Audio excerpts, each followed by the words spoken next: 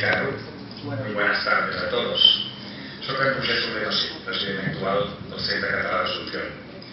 Vull agrair a l'Oriol l'oportunitat que m'ha donat de saludar-vos a tots vostès en aquesta presentació de l'Hivern d'en Gunther, un llibre molt especial per a la institució que tinc el goig de representar. El Centre Català d'Assumpción és una associació que va néixer fa poc més de 100 anys, el 22 de novembre del 1914, i des de la seva fundació ha tingut com a objectius principals la difusió i la promoció de la llengua i la cultura catalanes, tant entre els catalans i descendents de catalans que viuen aquí al Paraguai, com entre la societat paraguaiana en general. En aquest sentit, per nosaltres va suposar una satisfacció molt gran que el professor Juan Manuel Marcos, l'autor del llibre que s'està presentant, contactés amb el centre per explicar-nos que, en commemoració del nostre primer centenari, havia decidit tirar endavant la traducció al català. També va ser un